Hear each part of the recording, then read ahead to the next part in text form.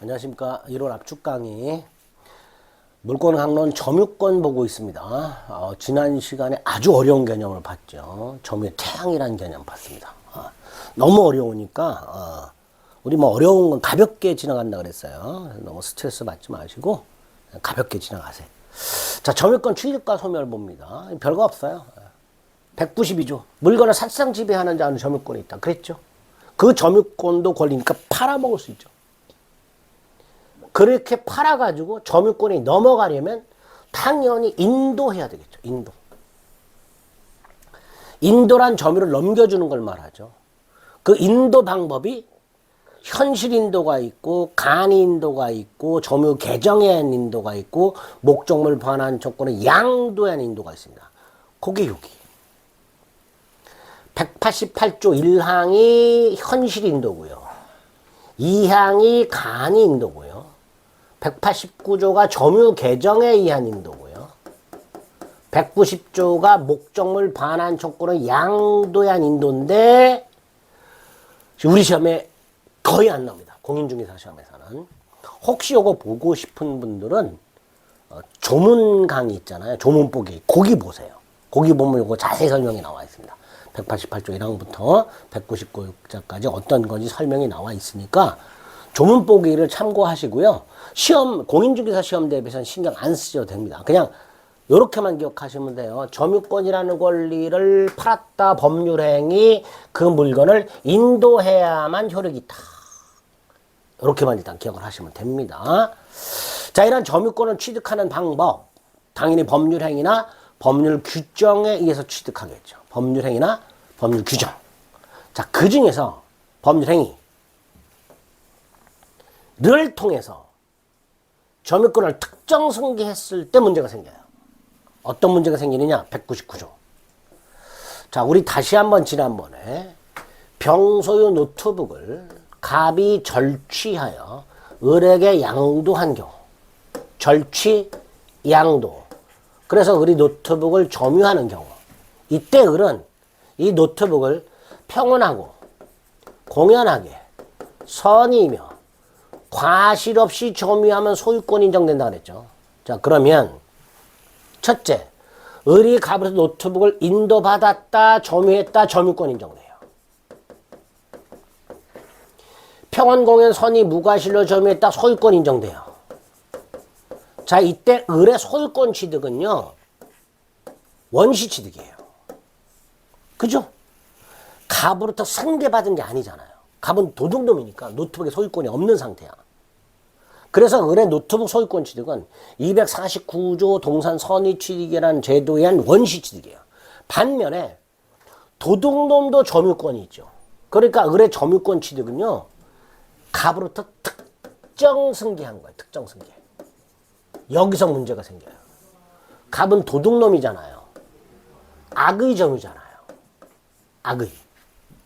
그럼 결국 을은 갑으로부터 악의 점유권을 특정 승계하는 거니까 을도 악의 점유가 돼버려요. 그럼 을은 선의 취득을 못 하잖아요. 이런 문제가 생기더라. 점유권을 특정 승계하게 되면 전점유자의 점유의 태양도 상기하는 문제가 생기더라. 근데 전점유자가 악이더라. 그럼 넘겨받은 사람도 악의 점유가 되는 문제가 생기더라. 그래서 199조를 만들어가지고 점유자의 생략됐어요. 특정 승계인은 자기 점유만을 주장할 수도 있고 갑, 전점유자의 점유를 함께 주장할 수 있다. 당연히 전점유자의 점유를 함께 주장하면 하자도 승계한다. 이런 거예요. 을이 나 갑부터 점유를 넘겨받았다. 그러면 악의가 되는 거고요. 악의. 이걸 점유의 병합 이렇게 불러요. 그게 아니고 나는 갑의 점유와 단절된 상태다. 내가 독자적으로 점유를 시작했다. 라고 주장할 수도 있단 말이에요. 이걸 점유의 분리라고 하는 거예요. 이렇게 점유를 특정 승계한 사람은 점유를 분리할 수도 있고 병합할 수도 있는데 병합하면 하자도 승계하도록 하고 있는 거예요. 따라서 하자를 승계하기 싫으면 분리하면 되는 거죠. 그러니까 이런 선의 취득 같은 경우 분리해야 되겠죠. 반면에 취득시효 같은 것들은 계속 점유가 필요한데, 예컨대 부동산 점유 취득시효는 20년 계속 점유가 필요한데 을이 10년밖에 안 됐더라. 근데 그 전에 갑이 10년을 점유했다. 합치면 20년 될 수 있을 거 아니에요. 이럴 때는 병합이 유리할 수도 있겠죠. 이렇게 점유를 특정 승계한 사람이 자기한테 이익이 되게끔 점유를 분리하거나 병합을 할 수 있도록 해놓은 거예요. 199조다 라고 생각하시면 돼요. 당연히 199조는요 특정 승계에서만 적용이 됩니다. 우리 포괄 승계는 어때요? 돌아가신 분의 점유를 그대로 승계한다 그랬으니까 포괄 승계는 특정 승계와는 달리 분리병합이 인정되지 않습니다. 자, 점유권 이렇게 사실상 점유하면 인정되고요. 반면에 사실상 지배를 상실하면 점유권을 소멸할 텐데, 여기서 그 사실상 지배를 상실하는 원인이 누군가의 침탈에 의해 상실된 경우는 204조 나중에 보겠지만, 침탈당한 날부터 1년 내 반환을 청구할 수 있고, 반환을 받으면 회수하면 점유권은 부활하게 됩니다. 사실상 지배를 상실하는 원인이 여러 개가 있을 수 있잖아요. 어디서 물건을 잃어버린 경우, 두고 온 경우, 스스로 넘겨준 경우, 침탈당한 경우 등등 있을 텐데, 그 중에서 침탈당한 경우에만 204조의 적용을 받아서 점유물 반환을 청구할 수 있고, 반환을 받으면 점유권을 소멸하지 않았던 것이 됩니다. 이런 것들을 192조에서 확인하시면 돼요. 나머지는 뭐 읽어보시면 됩니다. 자, 그 다음에 점유권의 효력 중에 몇 가지. 점유의 추정력 중에 200조. 권리의 적법 추정. 또 조문만 기억하시면 돼요. 점유자가 점유물, 여기서 말하는 점유물은 동산만 말합니다. 그 동산에 대해서 행사라고, 주장이라고 생각하시면 돼요. 그 권리, 예컨대 갑이 노트북에 대해서 소유권을 주장하고 있더라. 근데 이 사람이 소유자인지 도둑놈인지 모르잖아요. 그죠? 자, 그게 밝혀질 때까지 진정한 소유자인지 도둑놈인지 빌린 사람인지 등등이 밝혀질 때까지는 일단 갑은 그 주장하는 권리, 행사하는 권리를 적법하게 가지고 있는 걸로 추정해 주겠다. 그게 200조입니다. 조문만 기억하세요. 조문 암기, 점유자가 점유물에 대해 행사하는 권리는 적법하게 보유한 걸로 추정한다. 그리고 200조는 동산에만 적용된다. 딱 이렇게만 기억하시면 됩니다. 우리 부동산 등기의 권리를 추정해 줬잖아요. 부동산의 권리자로 등기된 사람은 권리자일 가능성이 크니까 권리자로 추정을 해주는 거예요. 일단은. 동산도 마찬가지예요. 동산을 점유하고 있는 사람이 권리자일 가능성이 크니까 그 사람이 주장하고 있는 권리는 일단 그래? 너 권리 적법하게 갖고 있는 거다 라고 추정을 해주겠다라는 취지에서 마련된 게 200조다. 조문만 기억하시면 돼요. 나머지는 읽을 필요 없습니다.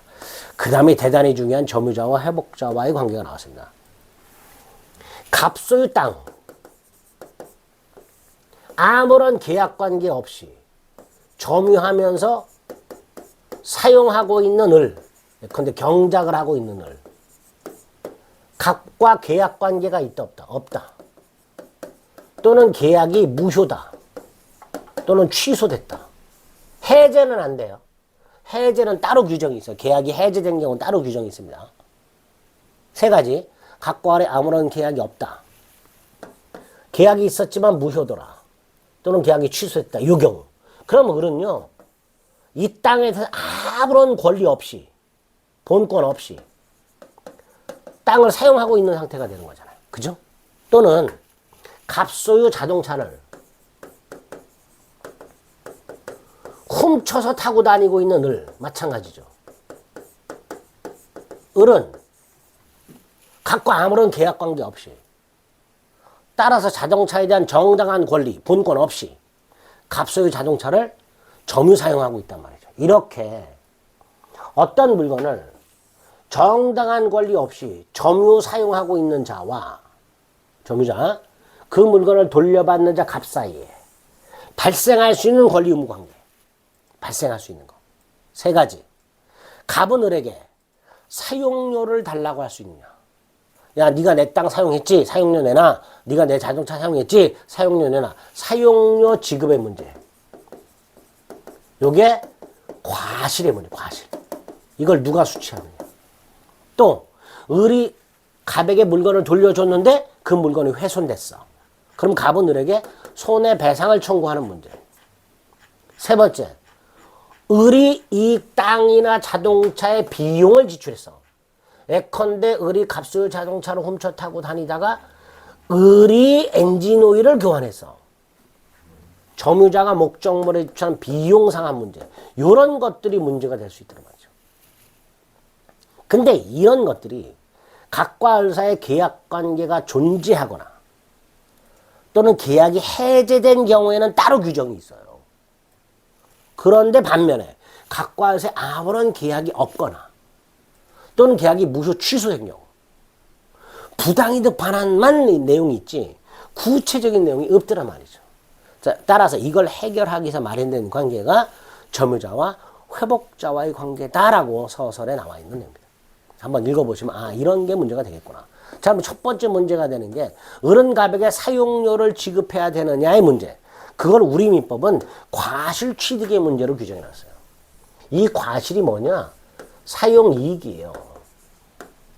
사용이익을 돈으로 계산한 게 사용료잖아요. 그죠? 자, 을이요, 만약에 과실을 취득할 수 있다면 무슨 뜻이에요? 사용료를 지급할 필요가 없는 거예요.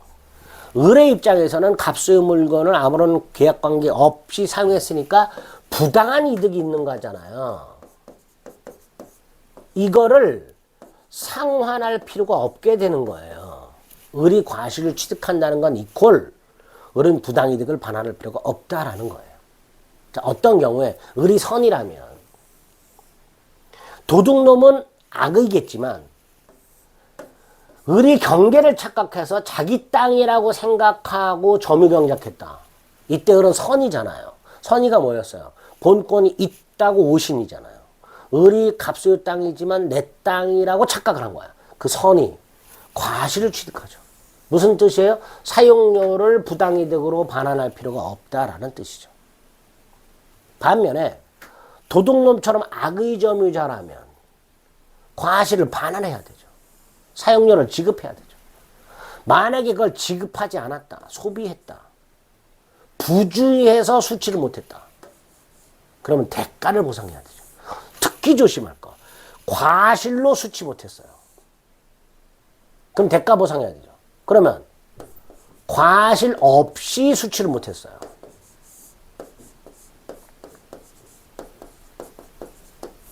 그러면 대가 보상할 필요가 있어요, 없어요? 이때는 없지요. 분명히 과실로 수치 못했을 때 대가를 보상하라 그랬으니까 과실 없이 수치 못한 경우에는 대가를 보상할 필요가 없죠. 사망. 선인데 을이 내 땅이라고 착각을 하고 있는데 가로막는 갑을 폭력을 써가지고 점유하거나 갑 몰래 점유한 경우 선인데 을이 선인데 점유자가 폭력이나 은비로 점유한 경우에는 악의와 똑같이 이항을 적용해서 과실을 반환해라. 소비했거나 과실 수치 못했으면 대가를 보상해라. 이걸 적용하겠다. 이게 201조입니다. 자, 조금 자세히 보겠습니다. 조문 정확하게 암기하셔야 돼요. 자, 점유자가 선이라면 과실을 취득한다. 즉 사용이익을 부당이득으로 반환할 필요가 없다. 여기서 선이란 본권, 소유권 따위가 없음에도 불구하고 있다고 착각을 하고 있으며 그 착각이 정당해야 된다. 이게 선이다. 그 다음에 선이라 하더라도 폭력, 은비는 악의하고 똑같으니까 선이이면서 결과적으로 평안 공연해야 된다.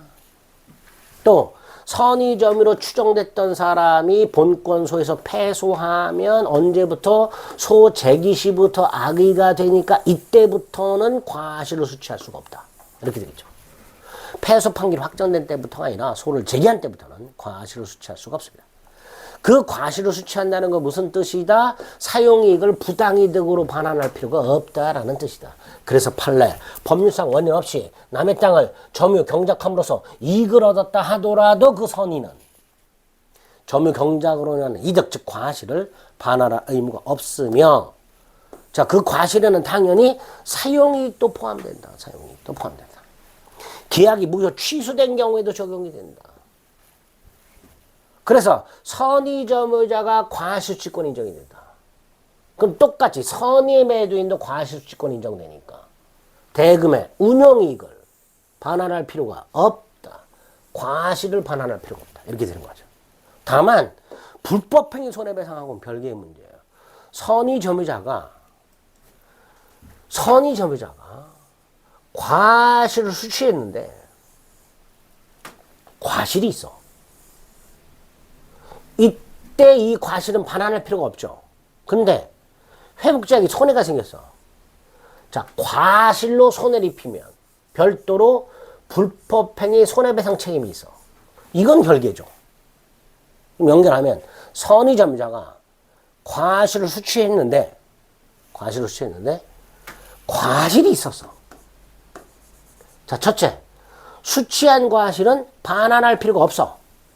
하지만 회복자에게 발생한 손해에 대해서는 별도로 민법 750조가 적용되니까 불법행위 손해배상 책임은 성립할 수 있게 됩니다. 악의점유자는 수취한 과실을 반환해야 되고 과실로 수취 못하면 대가를 보상해야 되니까. C. 과실 없이 수취 못했으면 대가 보상할 필요가 없죠. 또 과실을 반환하면서 이자도 붙여야 되고 늦게 반환하면 연체이자도 붙여야 되죠. 그죠? 당연한 거죠.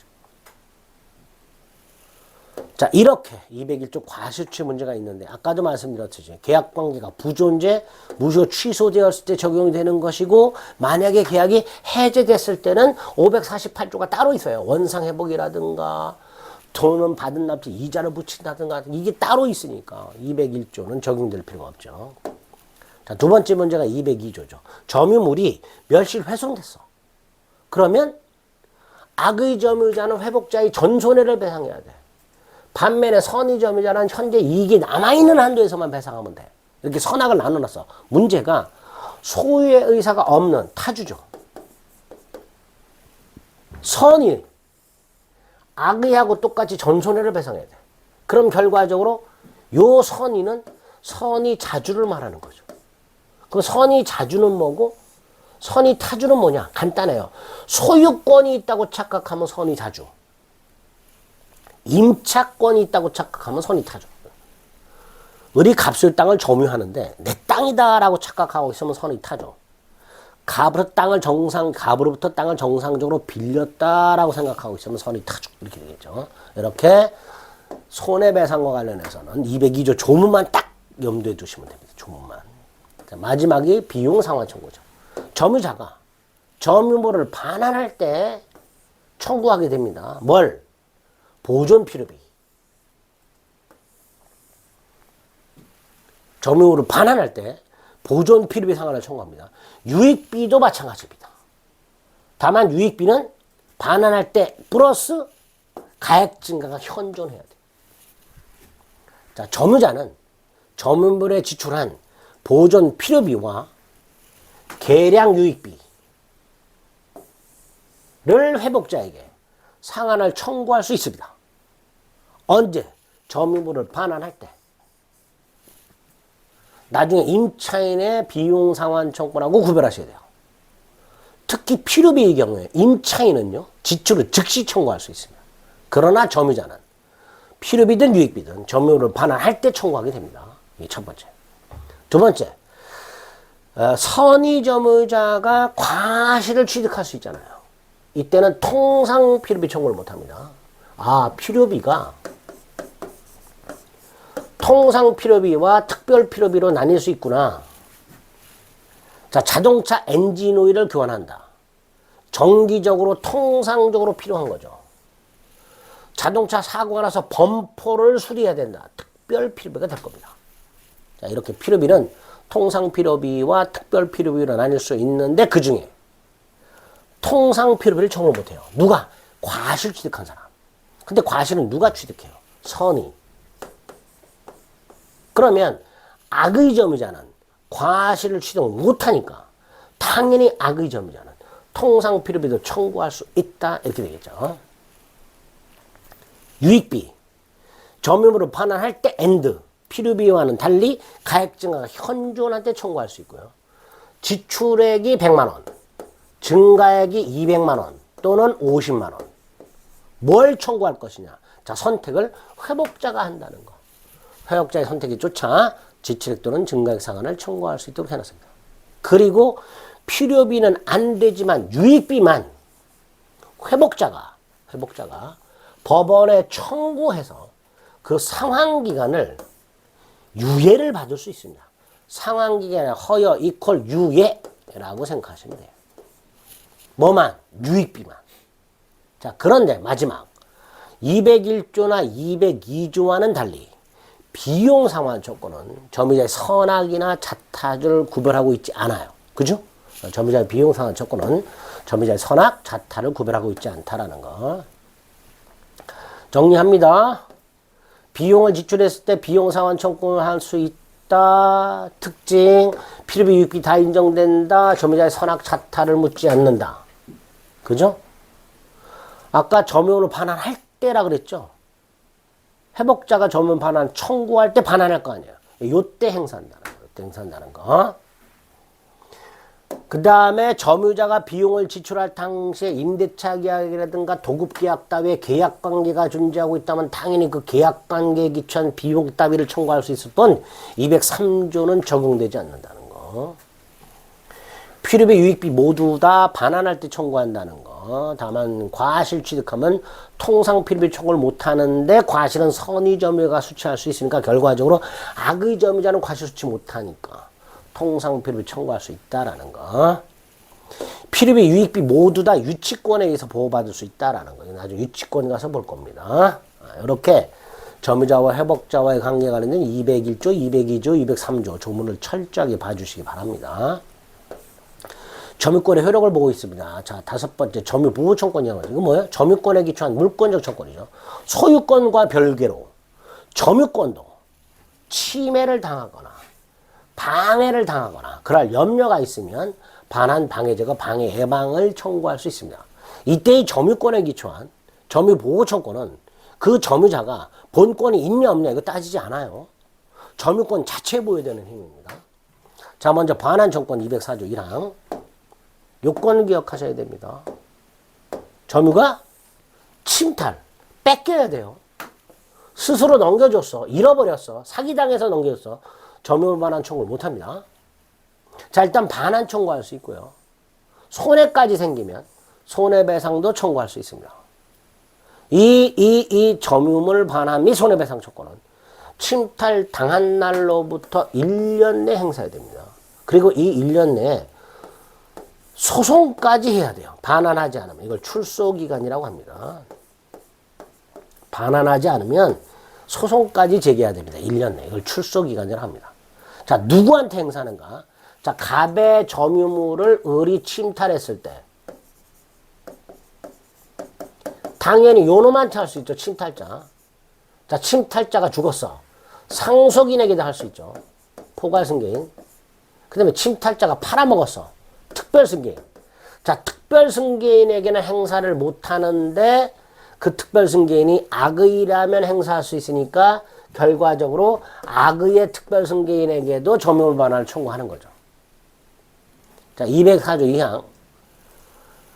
침탈자의 특별승계인에게는 행사 못한다. 포괄승계인에게는 행사할 수 있다.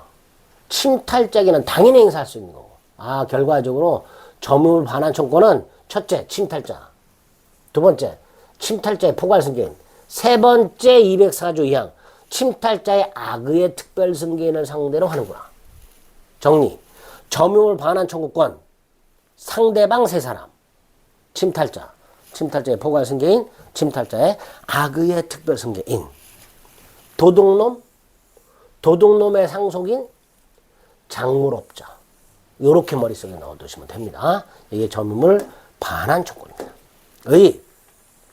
점유가 침탈당했을 때 반환 청구할 수 있다. 뺏기는 걸 말한다. 따라서 기망을 당해서 넘겨줬다. 잃어버렸다.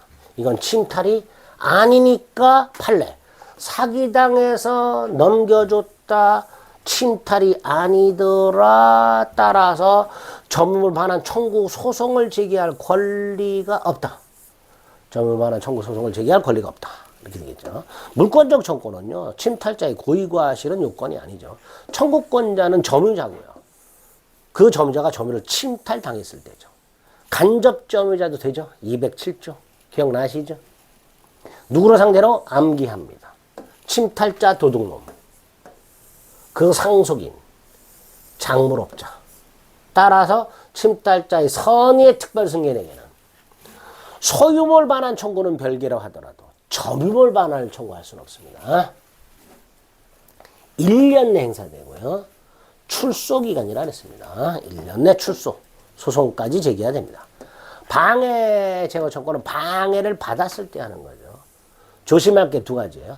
전항해 청구권은 방해가 종료한 날부터 1년이라고 되어 있죠. 근데 전항해 청구권이 두 개가 있어. 방해 제거 청구하고 손해배상 청구권. 그러나 방해가 종료한 날로부터 1년 내 방해 제거 청구는 불가능하죠. 이미 방해는 종료가 됐으니까. 결과적으로 여기서 말하는 전항해 청구권은 손해배상 청구권만을 말합니다. 또 갑이 점유하고 있는 땅인데 을이 공사를 해. 그런데 예를 들어서 이 건물이 이만큼 들어와.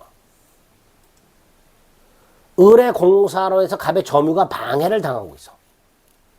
이럴 땐 당연히 방해 제거, 즉 철거 청구할 수 있겠지. 근데 공사 착수 1년이 지나거나 공사가 완성이 되면 제거 청구는 못하고 손해배상만 청구합니다. 소유권하고 착각하십니다. 갑이 만약에 이 땅에 소유권을 갖고 있으면요, 이런 제한 없어요. 10년이 지나도 20년이 지나도 공사가 완성이 되든 말든 언제든지 철거 청구할 수 있어요. 그러나 점유권의 기초에서는 공사로 인한 점유방해의 경우에는 이런 제한이 있더라는 거. 205조 방해 제거 청구권 요 정도 기억하시면 되고요. 나머지 뭐 기억. 방해 예방. 방해 예방은요, 아직 방해가 되지 않은 상태야. 방해받을 염려만 있어요. 갑이 소유가 아니에요. 점유하고 있는 땅이 있는데 을이 공사를 하고 있는데 요 공사장에 쌓아놓은 건축자재가 기울어서 이렇게 넘어지려고 하고 있어.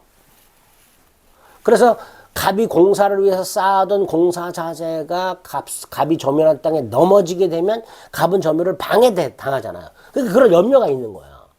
그러니까 방해 예방. 야, 그거 넘어지지 않게 잘 좀 세워. 혹시라도 넘어져서 손해가 생기면 그 손해배상을 담보할 목적에 담보를 내놔. 이렇게 방해받을 염려가 있을 때는 방해 예방이나 둘 중에 하나 손해배상의 담보를 청구할 수 있습니다. 물론 공사로 인한 점유 방해 염려의 경우에 공사 착수 1년이 지나거나 공사가 완성이 되면 그때는 손해배상의 담보만 청구하는 거고요. 방해 예방은 더 이상 청구를 못하겠죠. 공사가 완성됐으니까. 자, 조심할 거 204조나 205조는 반환 및 손해배상 청구, 방해 제거 및 손해배상 청구라고 되어 있지만 206조는 방해방 또는이라고 되어 있다는 거 잊지 마세요. 둘 중에 하나만 선택적으로 행사할 수 있습니다. 207조는 바꿔요. 208조. 자, 마지막 1항 2항. 자, 갑이요, 노트북을 소유 및 점유하고 있었는데 을이 훔쳐갔어. 당연히 갑은 소유물 반환 청구할 수 있고 213조. 점유물 반환 청구할 수 있어요. 204조. 근데 소유물 반환 청구는 기간 제한이 없어요. 근데 점유물 반환 청구는 1년 내 행사해야 돼요. 자, 노트북을 도난당한 지 1년 6개월이 지나서 갑이 을을 찾아내서 점유물 반환 소송을 제기하면 갑은 패소합니다. 1년이 지났으니까. 반면에 소유물 반환 소송 제기하면 승소합니다. 그러니까 점유권에 기초한 소송과 소유권 등 본권에 기초한 소송은 승패에 영향을 미치지 않습니다. 그게 208조 1항이고요. 두 번째, 자, 갑이요, 노트북을 침탈당한 날부터 1년 6개월 내에 6개월이 지나서 점유물 반환 청구 소송을 제기했을 때 법원이 갑에게 소유권이 있다는 이유로 값을 승소시키면 되냐? 안 됩니다. 점유권에 기초한 소송은 점유권 가지고 재판해야지. 소유권 등 본권 가지고 재판해서는 안 된다. 그게 208조 2항의 취조가 됩니다. 점유권과 본권, 점유권에 기초한 물권적 청구권과 본권에 기초한 물권적 청구권, 그에 기초한 소송, 별개다라는 뜻이에요. 208조 1항, 점유에서와 본권에서는 서로 영향 미치지 않고 2항, 점유에서는 본권에 관한 이유로 재판해서는 안 되고 여기까지가 점유권에서 기억하셔야 될 내용입니다. 자, 점유권은요, 우리 지난 시간부터 요거까지 너무 자세히 했어요. 자세히 했는데, 요 정도 들어놨다가 기출문제를 통해서, 이런 식으로 나오는구나. 반드시 확인해서 그 기출문제 나왔던 걸 위주로 정리를 쫙 해주시기를 다시 한번 부탁드리겠습니다. 점유권까지 살펴보셨습니다. 수고하셨습니다.